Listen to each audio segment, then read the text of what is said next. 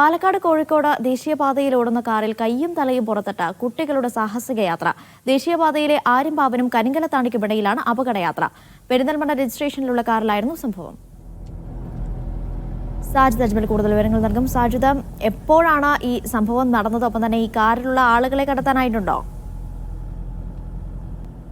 അനീഷ, ഇന്നലെയാണ് പാലക്കാട് കോഴിക്കോട് ദേശീയപാതയിലെ ആര്യമ്പാവിനും കരിങ്കല്ലത്താണിക്കും ഇടയിൽ ഈ രീതിയിലുള്ള അപകടയാത്ര നടത്തിയത്. കുട്ടികളാണ് കൈയും തലയും പുറത്തിട്ട് ശരീരത്തിന്റെ പകുതി ഭാഗവും പുറത്തിട്ടുകൊണ്ട് ഈ സാഹസിക യാത്ര നടത്തിയത്. ഇതിൽ ഈ പുറകു ഭാഗത്തിരുന്ന കുട്ടികളാണ് ഈ കൈയും തലയും പുറത്തിട്ടുകൊണ്ട് യാത്ര നടത്തിയത്.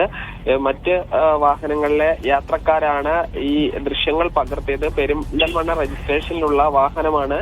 ഈ RC ഓണറെ ഉൾപ്പെടെ ഉള്ളവരെ ഈ മോട്ടോർ വാഹന വകുപ്പ് തിരിച്ചറിഞ്ഞിട്ടുണ്ട്.